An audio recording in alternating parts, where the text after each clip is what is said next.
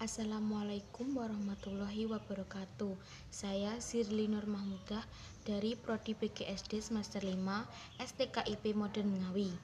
Video ini dibuat untuk memenuhi tugas mata kuliah pengembangan pembelajaran Sains SD yang diampu oleh Bapak Septiadi David Eka Aryungga MPD. Assalamualaikum warahmatullahi wabarakatuh. Selamat pagi anak-anak.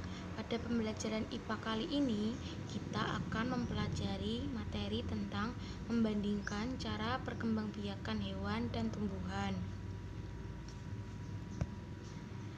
Apakah perkembangbiakan tumbuhan itu?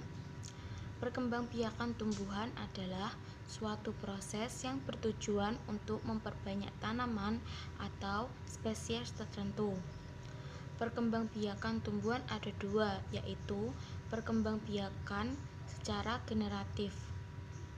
Perkembangbiakan tumbuhan secara kawin atau pembuahan terjadi saat serbuk sari jatuh ke kepala putik. Bisa dilihat dari gambar tersebut, merupakan bagian-bagian dari bunga.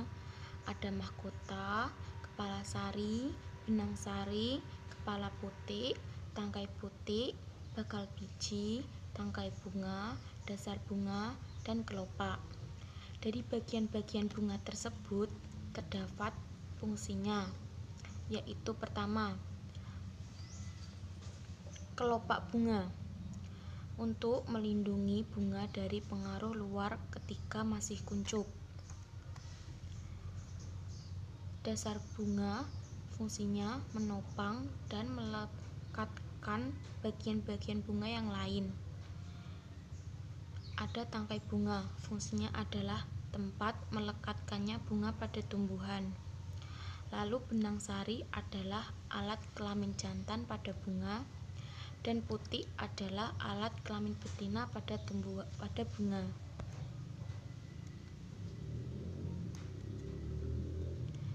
Gambar tersebut merupakan proses atau cara penyerbukan pada tumbuhan. Pertama, penyerbukan sendiri, yaitu serbuk sari jatuh dari satu bunga, jatuh ke kepala putik bunga itu sendiri. Kedua, tetangga. Serbuk sari dari satu bunga jatuh ke kepala putik bunga lain, tetapi masih dalam satu tumbuhan. Ketiga, silang. Serbuk sari dari satu bunga jatuh ke kepala putik bunga lain, berbeda tumbuhan tetapi masih satu jenis. Yang terakhir, bastar. Serbuk sari dari satu bunga jatuh ke kepala putik bunga lain, berbeda tumbuhan dan berbeda jenis. Penyerbukan dapat terjadi karena bantuan air atau hujan, angin, manusia, atau pada tanaman vanili dan hewan. Contohnya kupu-kupu, lebah, dan semut. Berikut adalah contoh proses penyerbukan.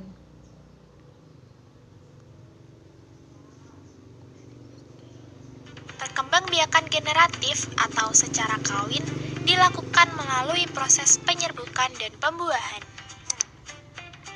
Penyerbukan adalah peristiwa jatuhnya serbuk sari ke kepala putik.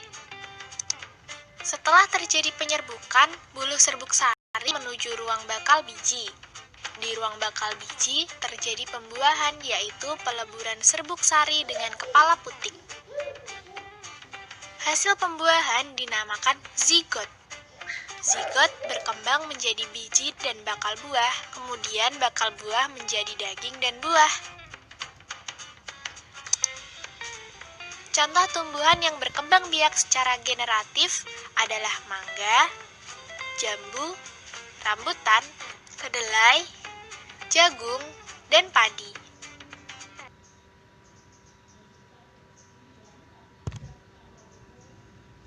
Selanjutnya adalah perkembangbiakan tumbuhan secara vegetatif, yaitu perkembangbiakan tumbuhan tanpa melalui perkawinan. Perkembangbiakan ada dua macam, yaitu perkembangbiakan vegetatif alami, terdiri dari spora, butiran seperti biji tetapi berukuran sangat kecil. Kedua, tunas. Tunas muncul dari pangkal batang tumbuhan dan tumbuh menjadi individu baru. Ketiga, umbi batang. Mata tunas muncul pada umbi batang dan tumbuh menjadi individu baru. Keempat, umbi lapis, berupa kumpulan daun yang berlapis-lapis membentuk siung. Setiap siung tumbuh menjadi individu baru. Contohnya bawang merah. Umbi akar. Mata tunas muncul pada pangkal batang dan tumbuh menjadi individu baru. Contohnya wortel, singkong.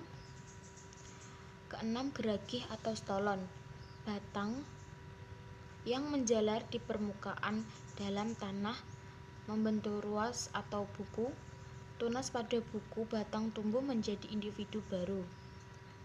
Contohnya arbei dan stroberi. Ketujuh, akar tinggal atau rizoma. Batang yang tumbuh dari tanah.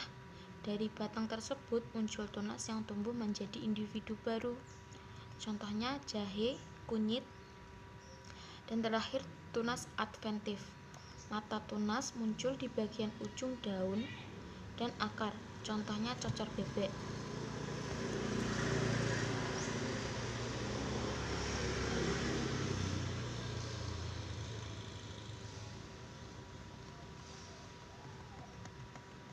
Dari gambar-gambar tersebut merupakan perkembangbiakan secara vegetatif buatan.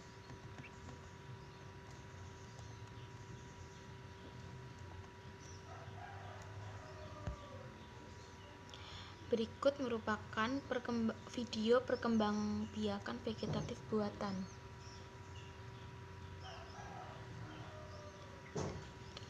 Pertama, mencangkok. Syarat tumbuhan yang dapat dicangkok adalah batangnya harus memiliki kambium, tidak terlalu tua dan tidak terlalu muda. Ukurannya kira-kira sebesar ibu jari kaki orang dewasa. Langkah-langkah mencangkok yaitu: yang pertama, batang tumbuhan dikupas sepanjang 15-20 cm sampai batang putihnya terlihat secara menyeluruh. Yang kedua, batang yang telah dikupas dibungkus dengan tanah secukupnya. Pembungkusnya bisa berupa plastik atau sabut kelapa agar tanah yang melekat pada batang tidak terlepas. Dan langkah yang ketiga adalah setelah 10-20 hari, potong batang tersebut. Kemudian tanam kembali di tanah atau pot. Dengan catatan, daun pada batang yang telah dikupas tidak layu dan tumbuh akar. Tanaman yang dapat dicangkok adalah tanaman yang memiliki batang seperti mangga, rambutan, dan nangka. Kelebihan mencangkok adalah kemampuan berbuahnya lebih cepat dan memiliki sifat yang sama dengan induknya. Dan kekurangannya yaitu akar yang dimiliki tumbuhan hasil cangkok kurang kuat dan umur dari tumbuhan tersebut tidak akan lama. Yang kedua adalah setek batang. Menyetek adalah menanam potongan bagian batang tanaman yang memiliki mata tunas. Langkah-langkah menyetek batang ini termasuk paling mudah dilakukan. Langkah-langkahnya yaitu: yang pertama, potong batang yang akan kita setek. Kemudian, tanam batang yang telah kita potong tadi ke dalam pot atau ke tanah. Selanjutnya, siram tanaman secara berkala dengan air yang secukupnya. Tanaman yang biasanya disetek diantaranya adalah singkong dan mawar. Untuk kelebihan menyetek ini yaitu cepat menghasilkan tanaman baru. Tetapi kekurangannya adalah sangat rentan gagal atau tumbuhan yang disetek mudah mati. Berikutnya yang ketiga, menyambung. Menyambung adalah perkembangbiakan dengan menggunakan tanaman yang sejenis untuk menghasilkan tanaman yang unggul. Cara menyambungnya yaitu: yang pertama, potong tumbuhan yang akan disambung dan sisakan sedikit daun agar tidak terjadi penguapan. Cara potongnya usahakan berbentuk V. Selanjutnya, potong batang bawah dengan ukuran 5-10 cm. Dan selanjutnya, sambung kedua batang dan ikat dengan tali agar tumbuhan tidak bergerak. Jika bergerak, dapat menyebabkan kegagalan dalam menyambung batang. Proses menyambung ini membutuhkan waktu sekitar 2-4 minggu. Tumbuhan yang sering disambung diantaranya mangga dan rambutan. Kelebihannya dapat menghasilkan buah yang berkualitas dan kokoh, tergantung dari induk kedua batang. Dan kekurangannya yaitu sangat rentan untuk gagal. Yang keempat adalah okulasi atau menempel. Okulasi adalah perkembangbiakan tumbuhan dengan cara menempelkan tunas baru pada tumbuhan lain yang sejenis. Langkah-langkahnya yaitu: pertama, siapkan mata tunas yang akan kita tempelkan. Kemudian pilih pohon yang akan menjadi induk. Kemudian iris batangnya sesuai dengan bentuk mata tunas yang akan kita tempel. Dan yang terakhir, ikat dengan tali agar tidak mudah terjatuh. Tujuan okulasi ini adalah untuk menghasilkan buah yang berkualitas, tergantung dari induk dan tunas yang kita tempel. Dan yang terakhir adalah merunduk. Merunduk adalah menanam bagian batang pada tumbuhan. Langkah-langkahnya cukup simpel. Yang pertama, tanam batang tumbuhan yang mudah diatur. Jepit agar tidak berpindah tempat. Jika diperlukan, beri batu di atasnya. Dan yang terakhir, potong batang yang tadi kita tanam jika tanaman dan akar sudah tumbuh.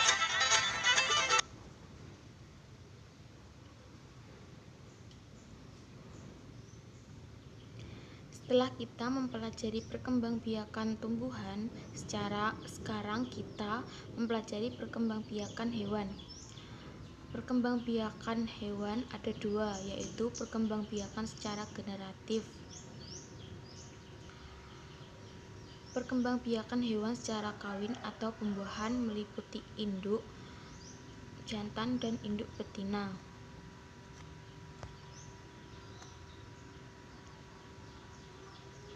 Berikut adalah perkembangbiakan generatif hewan. Pertama, bertelur atau ovipar terjadi ketika sel jantan membuahi sel telur. Contohnya ayam, ikan, serangga. Kedua, beranak atau vivipar. Perkembangbiakan hewan dengan cara melahirkan terjadi pada hewan mamalia atau memiliki kelenjar susu. Contohnya sapi, kambing, lumba-lumba. Dan ketiga, bertelur dan beranak atau ovovivipar, yaitu embrio atau calon individu mengalami pertumbuhan di dalam telur yang ada dalam tubuh induknya. Setelah cukup umur, anak menetas dan keluar dari tubuh induknya. Contohnya ular dan kadal. Gambar tersebut merupakan perkembangbiakan vegetatif hewan. Yang pertama, membelah diri terjadi dengan membagi tubuhnya menjadi dua bagian sama atau lebih secara langsung. Contohnya amoeba. Yang kedua, tunas. Hewan ini akan bertunas saat dewasa. Tunas tersebut tumbuh sebagai individu baru dan memisahkan diri dari induknya. Contohnya hidra, ubur-ubur, porifera. Dan fragmentasi adalah individu baru terbentuk dari potongan tubuh akan tumbuh dan berkembang menjadi individu baru. Contohnya cacing pita, cacing planaria. Berikut adalah contoh video perkembangbiakan vegetatif hewan.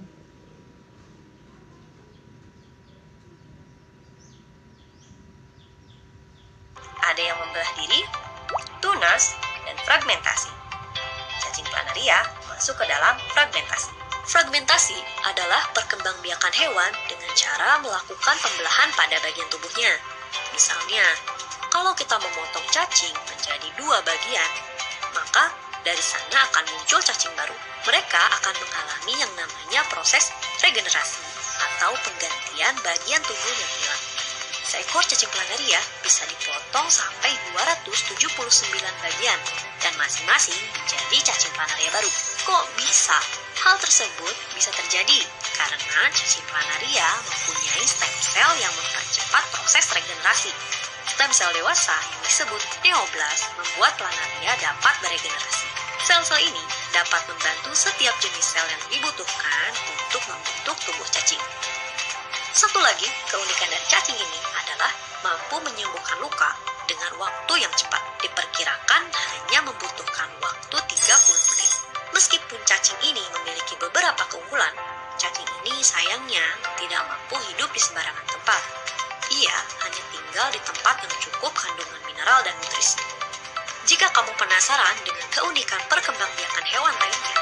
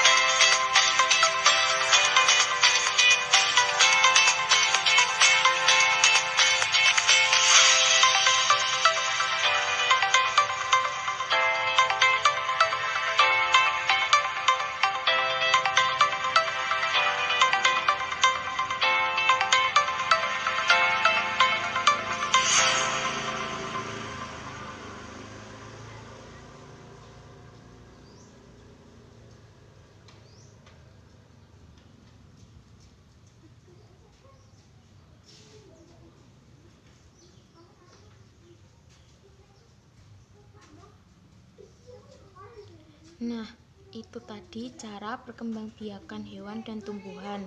Jika mungkin ada yang kurang jelas, bisa ditanyakan lagi. Sekian dulu dari pembelajaran hari ini. Terima kasih. Wassalamualaikum warahmatullahi wabarakatuh.